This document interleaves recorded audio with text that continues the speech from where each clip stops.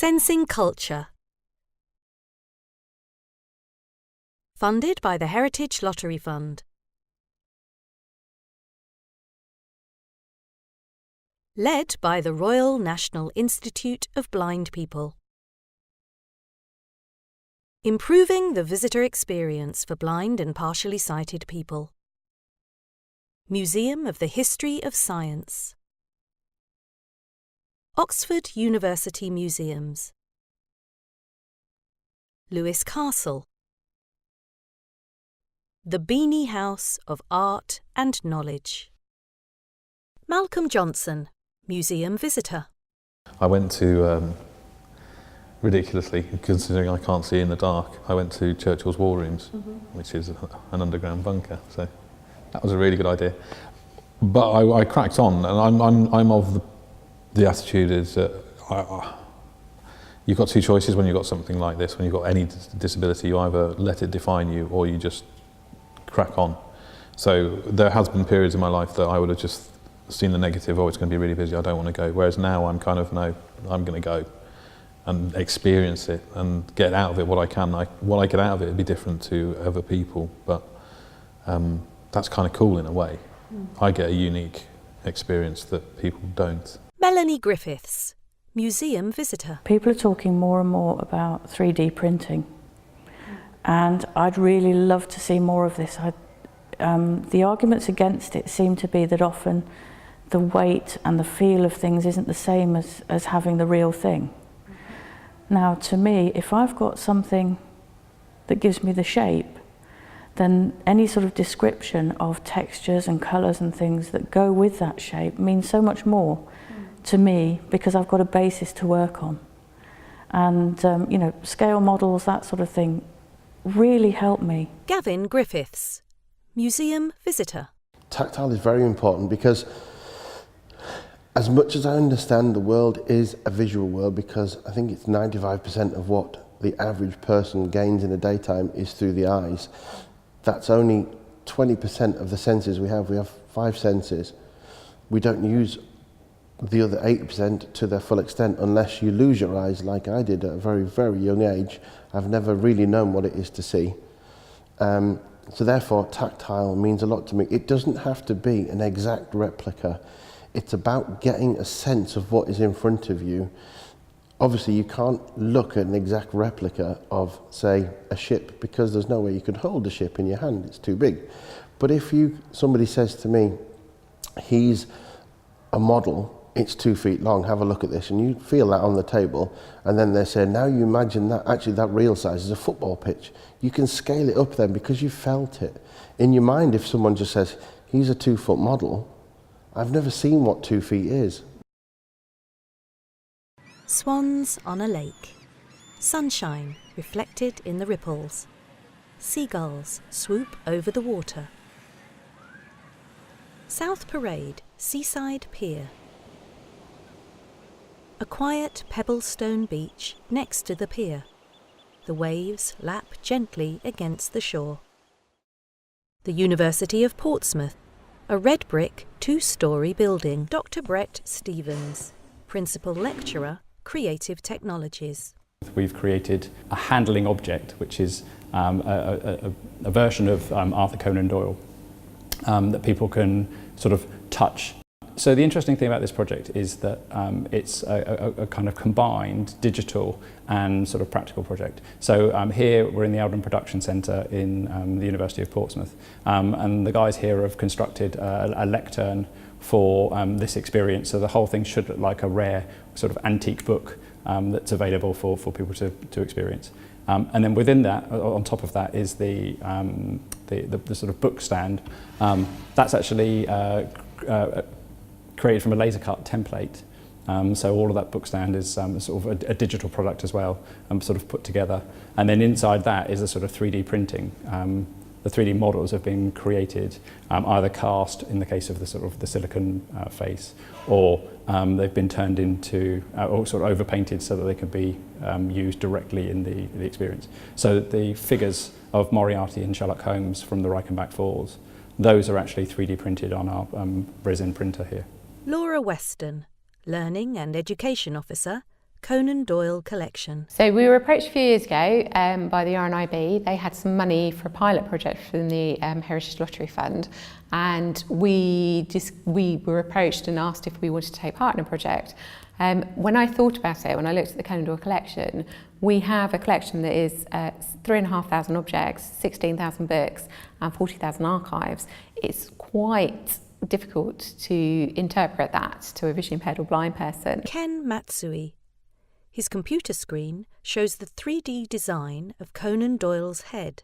For my dissertation, I'm working with the Royal National Institute for the Blind, and we're making an interactive artifact for a mini exhibition that will be touring around England. And my own project for my dissertation, I'm in charge of creating the front and back cover of this book.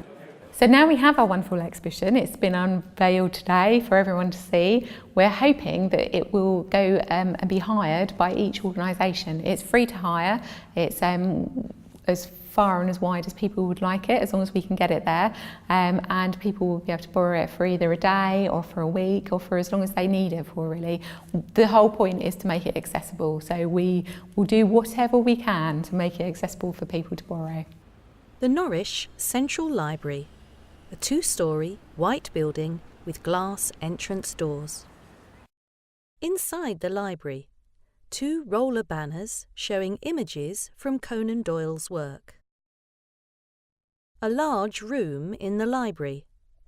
Dr. Brett Stevens talks to the people gathered in the room. What we're trying to do is we're trying to create experiences so that you can understand what's happening without necessarily having seen the original.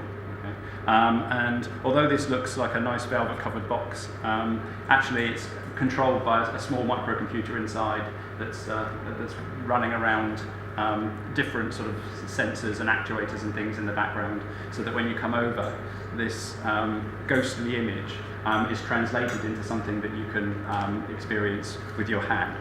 Sherlock and Moriarty's small tactile figures are holding one another on the miniature waterfall. A group of men and women are seated at a desk. They're using listening pens on large information sheets. Museum of Natural History, Pitt Rivers Museum. Inside the museum, a large room with stone pillars to the left and right. Dinosaur bones hang from the ceiling. Sensing Evolution exhibition. Tactile bones of animals are placed on a circular table. Susan Griffiths, Community Education Officer in the Ashmolean Museum, part of the Oxford University Museums. We have been embarking on a training programme.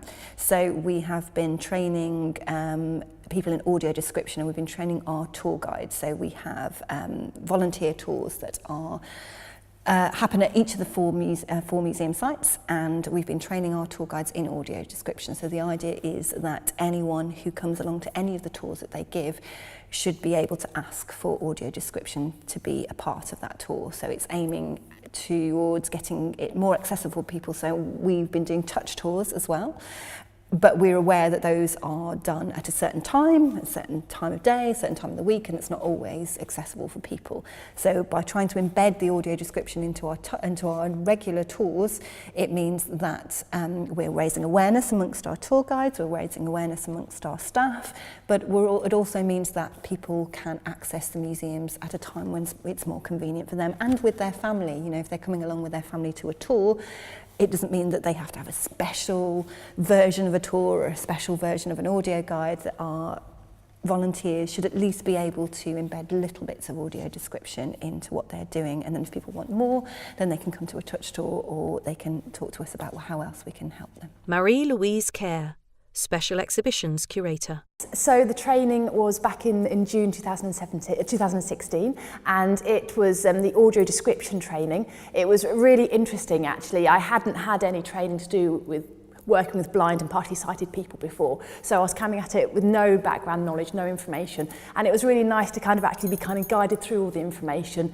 be given all the facts about the number of people who live with sight loss in the UK and the laws that are there to protect them, and then going on with actual tips and work that could be carried out in museums to help people with their visits. Lonnie Evans, Audio Description Trainer, stands in front of a projector and a screen. A group of 7 women and 1 man sit at a large square table in front of the screen. Hands touch and explore a small plastic tactile item. A woman is taking notes. Lonnie points to an image of a painting on the screen. She's got the illuminations, the flowers. You will have done your research on what these flowers are. John Woodhouse, Earl of Kimberley, museum visitor, in conversation with Susan Griffiths at the Museum of the History of Science, Oxford. The fun thing of doing those tours is that you don't in most museums get a chance to actually get your hands on anything. And you can look at it in a case, and even if, I reckon if you can see, you might look in a case and you can't get that close to it. Yeah. And when you can actually hold it, it's a bit different, you know, some of these sort of astrolabes, you look, and then you really see the detail. Seeing it in a photograph or seeing it in a case, it's not the same as actually saying, and this was something someone used, and it brings it alive. The Brain Diaries exhibition. Wall signs explain the evolution of the brain. 3 plasticine tactile brains. Susan is standing with 2 museum visitors. They are holding the tactile brains and discussing the shape and texture of the brains. A man and a woman hold a tactile print. Her hand traces over the print. Lewes Castle stands high on a grassy mound, overlooking the town. Lynn Gayford, Education and Outreach Officer at Lewes Castle. We were approached about whether we'd like to put in an expression of interest, which we did, and that was some years ago now. So we worked on the development phase of the project. We had a focus group with lots of local families, and we talked about what made a good visit for them and what they might like us to try and do as part of the main project. Joseph Young, sound designer. The site itself, especially when you go around outside, is only part of what was originally there.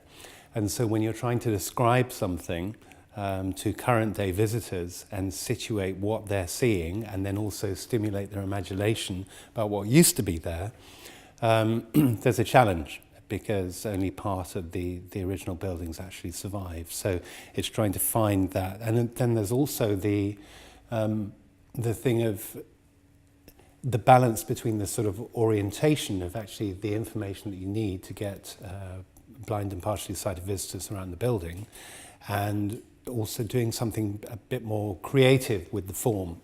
So rather than a single narrative voice that tells you exactly where everything is and shows you where to look, we've introduced other historic characters which links to the museum and to the castle's past. Joanna Wood, museum visitor. So this morning we've been taking the draft script and we've been trying it out by walking around and having it read to us as we move around both the museum and the castle site, and just checking that the orientation is right, that it's got enough directions in but not too many so it doesn't feel too full, and checking that it's giving you enough information to get around the key objects in the museum but also give you a bit of freedom if you want to explore and maybe look at some things for yourself. The first thing you hear is me whispering in that space saying, imagine yourself at the top of the tower. You then hear the footsteps of actually ascending the last few steps, coming out onto the battlements, and then the piece kind of proceeds from there. And so, and actually that's where the title of the piece in a way, Singing the Castle to Life, came from. So it's about these kind of multiple voices and then weaving it all together. My name's Liz Porter and I'm the project officer for RNIB Sensing Culture project, which is here at Lewes Castle and the Barbican House Museum. The idea behind the project, which is funded through HLF, has been to improve access for blind and partially sighted people in 4 partner museums across the South East. Well, it was really great to have Gavin's input. Actually, Zoe Partington, who is one of the RNIB consultants who's been freelance working on this project, has suggested that we actually ask someone from outside of our region who she had worked with before, a blind expert in digital experiences. Norman Gate survives, which would have been a much more substantial building. In Norman times, this would have been the only entrance to the castle complex. The Barbican to its right was built about 300 years later for additional security. Gavin Griffiths and Liz Porter walk around the top of the castle, listening to the app on their mobile phones. This is the Shell Keep, on top of Castle Motte. A waist-high wall to your right completes the circle, framing extensive views to the north and to the east. Liz and Gavin enter the castle tower through an open iron door. Gavin walks up the spiral staircase. The aspect is located directly to the left of the staircase as you enter the roof area. In the distance, Lewis Racecourse, Mount Harry, and Oldham Church. They stand at the top of the castle and listen to the app. So my name's Josh Kopacek, and my company is called Echoes, and we've worked in partnership with Sensing Culture and Lewis Castle to develop an app for them, which is fully accessible for blind and partially sighted users. The app is available on the app stores, so literally anybody can download it. Some of the real challenges have been developing the accessibility parts of the app. So particular things have been making sure that the whole interface is accessible, that people can navigate through every element in the interface, and making sure that all descriptions are in there, so people who don't use a display can tell where every element is in it. You know, they can pause, play, the audio tour, they can skip through different elements of it. So that's been a huge amount of work that we've put into it. We've achieved something here which is, I hope, is unique and groundbreaking, especially with regard to the accessibility of the project. The Beanie House of Art and Knowledge. A 3-storey, Gothic, red brick building with arched windows. Inside the Beanie, a large white reception room. Amanda Gifford, Programming and Engagement Officer. We've had a fantastic year. We've had a wonderful run of workshops. Wendy Dawes, Artist. We had a series of workshops exploring art, what it is to be tactile, and jointly we decided to make these pictograms. So we did some sketching and then collaging, and because the exhibition was about touching, to make it really intriguing as should I touch this or should I not? At the end of it, of course, we've got the fabulous exhibition in our front room gallery, which has been running for nearly 6 weeks now, and getting really, really lovely feedback, both from participants and visitors. We had a whole beautiful music project running alongside it. We retained a composer and an arts award advisor, and yesterday they gave their, well, I hope not final, but their kind of cumulative performance from the project. And we're bringing in new techniques, and we're hoping to have 2 guest sessions with professional visually impaired artists coming in as kind of guest presenters, and perhaps use their work in an exhibition later in the year.